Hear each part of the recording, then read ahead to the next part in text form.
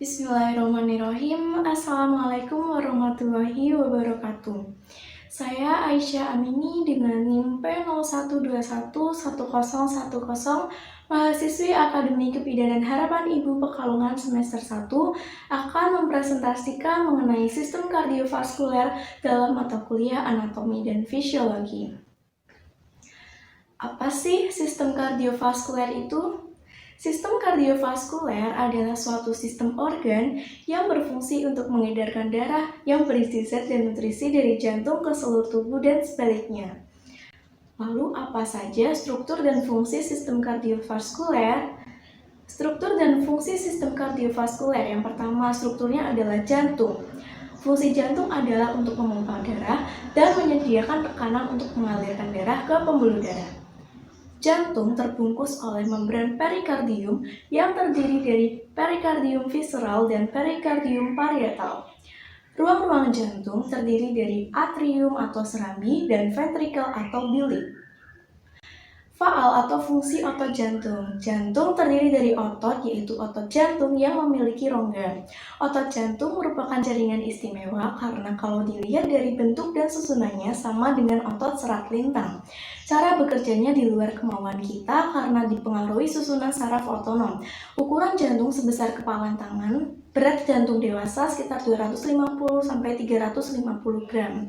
Bentuk jantung seperti jantung pisang. Beginilah bagian-bagian dari jantung. Yang warna biru adalah darah kaya karbon dioksida dan yang berwarna merah adalah darah kaya oksigen. Pembuluh darah. Pembuluh darah adalah saluran tempat darah mengalir dari jantung ke seluruh tubuh, kemudian masuk ke jaringan dan akhirnya membawa darah kembali ke jantung. Pembuluh darah terdiri dari vena, arteri, dan juga kapiler. Fungsi vena adalah membawa darah dari seluruh tubuh menuju ke jantung, sedangkan arteri adalah membawa darah dari jantung ke seluruh tubuh. Nah, kapiler adalah jaringan halus dan tipis. Yang berwarna biru adalah pembuluh darah vena dan yang berwarna merah adalah pembuluh darah arteri. Darah. Darah adalah cairan yang membawa berbagai zat dari jantung ke semua jaringan dan organ tubuh serta jaringan organ dan semua bagian tubuh menuju kembali ke jantung. Darah dalam arteri berwarna merah cerah, mengandung oksigen dan zat nutrisi. Darah dalam vena berwarna ungu gelap atau merah tua, mengandung karbon dioksida dan sisa metabolisme. Komponen-komponen darah. Darah terdiri dari 4 komponen, yaitu yang pertama sel darah merah, sel darah putih, plasma darah, dan juga keping darah. Berikutnya adalah fungsi jantung sebagai pompa. Jantung bekerja sebagai suatu pompa sehingga darah dapat beredar ke seluruh tubuh. Tiap siklus jantung terjadi sistol dan diastol secara berurutan dan teratur dengan adanya katup jantung yang terbuka dan tertutup.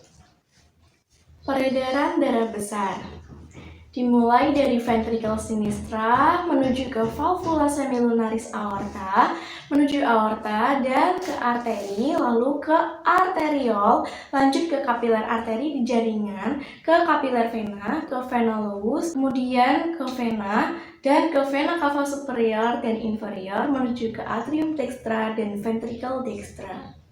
Untuk peredaran darah kecil dimulai dari ventricle dextra ke valvula semilunaris, ke arteri pulmonalis menuju paru-paru kiri dan kanan, kemudian ke vena pulmonalis, ke atrium sinistra, dan lanjut ke ventricle sinistra. Nah, seperti ini ya yang saya jelaskan sebelumnya. Beginilah ilustrasi peredaran darah kecil dan besar.